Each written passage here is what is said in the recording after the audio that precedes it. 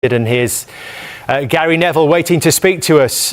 Did you score 2 goals in a game, Gary, for Manchester United? No, I scored 2 goals in consecutive weeks, or 1 and 1. Which does that count? I'll give you that. From right back, you'll take that, Gary. Especially on the day you've been inducted into the Premier League Hall of Fame as well. Does he look like a Manchester United player already, Mbeumo? Yeah, I think Mbeumo and Cunha, I think the risk was removed from those signings in the sense that they've been in the Premier League before and they've got that hunger to deliver at a different level. There was a lot of things about those signings that you felt more comfortable with, and I think that when I look at United now with Mbeumo, I think Mbeumo looks like he belongs, he looks hungry, he looks like he wants to score goals. It wasn't quite happening for him and Cunha in the first maybe 4 or 5 matches when they were getting into the positions, they always wanted the ball but they weren't maybe taking their chances. But I think Manchester United have got something to build on. If those two can stay up front and live up front in those spaces, and the other 8 or 9 players in the team can just be the foundation for them and sort of keep more clean sheets and defend well, those two will win a lot of football matches for this club. Of course, new ground that we're treading here under Ruben Amorim. Does this feel particularly significant, Gary? 3 on the bounce? I think it does. I think that it feels like his best week in the job. The week where I think that, look, where he's been, and I think where we've all been with it, I wouldn't have been surprised. We were talking about him losing his job, and I was thinking he was under massive pressure after going into the international break in October. I felt as though that change could be imminent, but the victory at Anfield, and it shows you how things can turn around. And then obviously this was so important today. Look, he's not out of the woods yet, and it's certainly not a time to get carried away. But I think Manchester United are now where they thought they probably would be. They'll slip down a couple of places after the rest of the teams play, and they'll end up in 6th or 7th. But that's where I think everyone thought they would be. So, look, this has been a very important week for the manager and for the club. And you could see the celebration at the end there was more than just a little bit, I think, of relief that, yeah, we needed this badly. Gary, Jamie, one of the big things that struck me in these performances, these last 3 games, certainly has been almost how much heart, desire that they've shown, and it looks like a team that the fans can now almost get behind as well.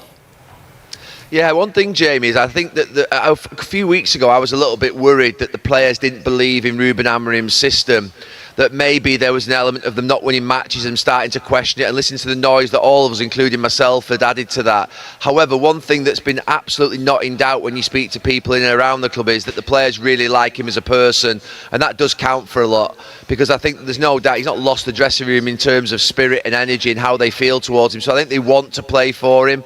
They're desperate to win, and I think you've seen that coming together a little bit in the last week. I mean, winning at Anfield in any season is special, but for Ruben Amorim to win at Anfield when it was so unexpected, I think just has given them such a big lift. But look, we'll look forward to the game next week against Nottingham Forest, Tottenham away the week after. There's still a big job to do in this month, but I felt as though it was a month of reckoning. And if it had started badly last week at Liverpool, it could have gone a different way, but it feels very different. It feels like the momentum's with them a little bit and the spirit's good. So what questions do you still have, Gary? I suppose consistency. It's been a team and a club that you can't really rely on for so long, so the idea of winning 2 or 3 matches doesn't take that away. You can't sort of build that trust back in an instant, so that's still not there. But I think that there's something happening there that, I think the front 2, I've just mentioned them, you've got something to, if you can keep that back 5 compact, and amongst them there's some decent defenders, half decent defenders, that back 5 can just stay solid, and the midfield in front, let them 2 up front go and do what they do. I think it can be sort of a recipe for Manchester United to have a decent season and to get into the top 6. There's question marks against Sesko. I think that he obviously was a bigger risk of a signing and a lot more of an unknown. He doesn't quite look like he's settled in yet. So it'd be nice, I think, if he can start to look, it starts to look like a front 3. It does feel still like a front 2 with him stood up there. I think that's the big job over the next couple of weeks. Is that just a question of goals with him, with Sesko, Gary, do you think? Is that all he needs, or is it more the build-up play, the way he sort of he plays with those other 2? No, it's more than the goals. It's the inclusion within the actual combinations that you see from the others. I mean, you see Bruno Fernandes and Mount, who wasn't playing today, but you see those 2 linking very successfully with Mbeumo and Cunha. You don't quite see Sesko being part of that mix yet. He's not sort of got up to speed and the pace of it, of how quickly they're playing with each other. So he needs to get his game up to speed. That'll only come through time, and obviously he's still quite young. he just does need to get there because, you know, he's a big signing still. It's 80 million. If they can become a front three, then obviously that will be a huge step. At the moment, it feels to me like a two with another guy stood up there occupying space. Yes, indeed. No more distress. Manchester United now with 3 wins in a row. What a time to be alive. Let's have a look at the top half of the standings, shall we? Manchester United now in the top 4. Look at that. Wow. 2 positions ahead of the Premier League champions, Liverpool. Who would have thought? Wow. All right, let's get into this one. How desperate are you? I mean, the fact that you To get 3 wins in a row, you should be desperate to get 3 wins in a row. You are the happiest girl on the planet and you're sitting in 4th. Because did you not see what United did last season? I'm just saying, it's incredible how wouldn't you like to happy sit you in are 4th? because you're 4th. Wouldn't you love to sit in 4th tonight? That's what I thought. Well, I can't. I'm too busy cleaning that Premier League title we got last year. With what? With some of the tears? We forgot with some of the tears that you guys have been shedding. We forgot we had to play this year because we're too busy cleaning the silverware. All right. Don, let me come to you for some fresh opinions, shall we? Manchester United, 3 wins in a row right now. Signs of improvement. We're always hesitant to feel like they're turning a corner. But what do you think after what we saw today? I hope this pesky Dan Thomas is watching tonight because I remember when I predicted Man U for a top 4 to 6 finish at the start of the season. He went go all in on with me. yourself. So did Ali. There you go. See? What a classic. Hey, you get 6,000. You get 6,000 things wrong, and for 10 minutes you got one right because they're not finishing in the top 4. I'm not going to wrong Don because I made that prediction as well. Come on. And we were laughed at, Don. Sorry, I'll tell you what my analysis watching Man U today. Great win, fantastic win. The boy on Instagram who's searching for 5 wins on the spin to try and get his Barnet cut is going to be ecstatic. He's so close. But I watched the Man United team today that played off the back of the Liverpool win. They had so much confidence. I think if Man United lose that game or draw that game against Liverpool, I wouldn't have saw the same Man United players today. They just had so much confidence. And I say this very... In a complimentary way, they had a little bit of arrogance about them with Cunha and Mbeumo. I thought they played well. I thought they stroked the ball around really well. I thought the win against Liverpool last week put them in really good stead, and that was always going to be the test. Will it be the same old Man United off the back of a Liverpool win? Will they let you down again and lose against Brighton today? Absolutely not. Terrific win for them. You know the biggest thing for me, when you sign players, particularly when you're in trouble and you're struggling. When you sign players like Cunha and Mbeumo who come in and absolutely have no worries about what's previously been going in, they're happy to be there, they just want to play, and they're going to... It's a complete and utter breath of fresh air. And you saw, if you ever needed proof of that, you saw that today with Cunha and Mbeumo. You've been very impressed by Mbeumo specifically. The way he took his goals and just his all-round... he's megging people. He was megging people today. And Cunha just, again, he makes everybody around him react in a positive manner. And that's what United were today. From the first minute, not to the last, because they did have a little panic up for 10 minutes. But for the majority of this game, they were on the front foot. They were closing Brighton down early. Yes, Brighton, what they try to do, play out. But then... that's only because Manchester United forced them into those mistakes, because they were bright, because they wanted to go forward, led by particularly Cunha and Mbeumo. And so, yeah, they deserve to win this game way easier than they did. Threw a little bit of drama in, but as they do. But no, this was easily their best performance of the season. There's an aura of confidence about Manchester United. Certainly today and in this game, and based on today's evidence, an aura of confidence that you see on Cunha, that you see on Mbeumo, that you see overall on this team that defensively is willing to together go and press the ball, albeit against a team that invited that pressure because they played and overplayed and turned the ball over in bad areas, which then allow Manchester United to really take a step forward. That played into the hands of Manchester United. My only concern would be that at 3-0, it felt like a dominant performance, like a comfortable confident, dare I say, aura of confidence about Manchester United. And it's almost as if the scar tissue, it's almost as if the skeletons in the closet, the demons who are coming back, it's like, no. It cannot be comfortable because we don't feel good if it's comfortable.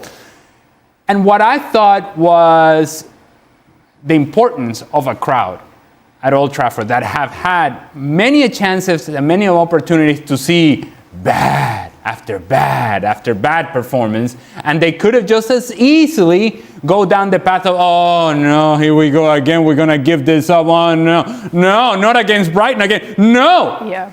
Instead, they elevated the team late in the match, and it almost as if, no, we cannot give this up. Let's get after it. And they go and score the fourth goal. And the explosion of excitement in that stadium is like, yes, it's happening. This team dominated today. They were good today. They closed out the match in style. They won it 4-2, 3 points. Look at Manchester United flying around. Be excited if you're a Manchester United fan about today. Look at Manchester United flying around, indeed. All right, well, on a day where Liverpool lose and Manchester United win, you can bet we're going to get plenty questions in extra time. It'll be Stevie, Don, and Ale answering them, so make sure to join us then.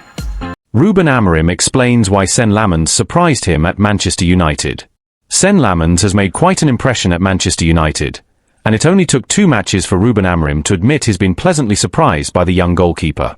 The 23-year-old Belgian made his debut against Sunderland before the October international break, and followed it up with another standout display against Liverpool. His composure, distribution, and especially his long passes have been key in both United victories. Lamens also pulled off a crucial first-half save to deny Alexander Isak at Anfield, a moment that earned him praise from teammates and pundits alike. Speaking at Carrington on Friday, Amorim was asked if he expected such a quick impact from his new shot stopper. A little bit. Yes, the United boss admitted with a smile. It's been a difficult time for the club with all the talk around our goalkeepers. He's not a kid anymore, but he's still young. What impressed me most is how calmly he handled the pressure. He's very composed, and his ability to play with both feet is so important in modern football, especially against teams like Liverpool, where you often have to go more direct. I knew he was talented, but yes, I'm a bit surprised by how well he's adapted. Amorim went on to explain United's tactical shift in recent games. You can see the evolution if you've watched all our matches, he said. The Liverpool game was different. Sometimes you have to adapt. Against City or Arsenal, we tried to control the ball more, but every match demands something else. At Anfield, it was harder to keep long spells of possession, but if you look at the Arsenal game, it was completely different. Sometimes it's about the environment, the intensity, that's the first thing you feel on the pitch. We have players in different roles now, giving us the option to play more directly when needed. Our identity is still there. We want to play our football, but I'm proud of how adaptable we've become. Over 8 games, it's clear what we're trying to do. Liverpool boss Arne Slot had criticised United's approach after the game, but Amorim refused to be drawn into a public exchange. Liverpool is in the past. I don't want to comment on that, he said firmly. What matters now is what Fabian Hürzeler said, understanding what we need to do against Brighton. I'm very happy that my team can play in different ways depending on what the game demands. Still, Amorim knows there's room for improvement. It was an important win, but I was the first to say we must be better on the ball. I don't care what Slot or anyone else says. I watch our games. I know we can do better, and we will. Sometimes football is about adapting, but the standard here is to keep improving. When asked if these 2 wins could mark a turning point for United's season, Amorim kept things grounded. People love to talk about turning points, he laughed. But honestly, it's simple. We just need to focus on playing, giving everything on the pitch. We've won 2 games, that's good, but it's not a big deal. It should have happened earlier. Now we focus on Brighton, which will be a very tough match. The goal is to play better than we did against Liverpool. To win games, attitude is everything, he added. It's not that the players don't want to win. Sometimes the game just gets harder. But we have to force ourselves to do the basics right. If we do that, we'll be close to winning more matches. Brighton are a top team, not just the big names like Chelsea or Liverpool, and will need to be smart, focused, and ready for another battle. Laman's rise sparks buzz inside United and beyond. Sen Laman's early performances haven't just impressed Ruben Amorim, they've sparked a quiet sense of optimism inside Manchester United. Coaches at Carrington are said to be thrilled with how quickly the Belgian has adjusted to Premier League football, while senior players have praised his calm presence and confident communication from the back. Sources close to the dressing room told The Athletic that Amorim's decision to start Lamans was initially viewed as a gamble, especially given the uncertainty surrounding United's goalkeeping situation. Yet within days, that gamble began to look like a masterstroke. He's fitted in perfectly, one United staff member said. It's not easy for a new keeper to come into this environment, especially after the debates around who should start. But Sen's personality is strong. He's humble, he listens, and he competes. His rise has also intensified speculation about the future of United's other goalkeepers. Reports in England suggest that both Andre Onana and Altay Baynder could be facing fresh competition for the number 1 spot. Amorim, however, has publicly downplayed any talk of a goalkeeping crisis, insisting that competition is healthy and that every player must earn the shirt each week. Media and fans react. Social media has lit up with praise for Lamans. United fans have called him the calmest keeper since Van der Sar, while others pointed to his modern profile, tall, technically adept, and confident with the ball at his feet, as the perfect fit for Amorim's evolving style. Former players have also weighed in. Ex-United defender Rio Ferdinand described Lamans' debut as mature beyond his years, while Peter Schmeichel commented on BBC Radio 5 Live. You can see he's been well coached. He's not flashy, he's efficient. That's what you want in this position, especially in a club like Manchester United, where every mistake is magnified. The Belgian media has been quick to highlight his breakthrough as well. Newspapers in Brussels and Antwerp ran headlines celebrating his dream start in England, with some even suggesting he could be in contention for a senior call-up to Belgium's national team if he maintains this form. Amorim's vision taking shape. Behind Lamans' emergence lies Amorim's broader plan for Manchester United, a project built on discipline, adaptability, and trust in youth. Insiders say the Portuguese coach has been working tirelessly to instill tactical flexibility, with training sessions often shifting focus between possession-based play and rapid transitions. We're building something step by step, Amorim told reporters. It's not just about one player or one match. It's about changing the mentality, making sure every player understands what it means to wear this shirt. Amorim's calm but firm leadership style has drawn comparisons to early tenure Pep Guardiola and Erik ten Hag at Ajax. Methodical, demanding, and deeply analytical. Those close to the squad say the players have responded positively to his communication and tactical clarity. The road ahead. With Brighton next on the schedule, Amorim knows that consistency will be the real test. The Seagulls, praised for their tactical intelligence under Fabian Hürzeler, will demand another top performance, both from Lamans and the team as a whole. We need to keep our feet on the ground, Amorim emphasized. Sen has been excellent, but we win as a team and we improve as a team. What matters is how we respond in the next challenge. Still, there's an unmistakable shift in the mood around Old Trafford. For the first time in months, optimism seems to be returning. One clean sheet, one commanding performance, and one promising young goalkeeper at a time.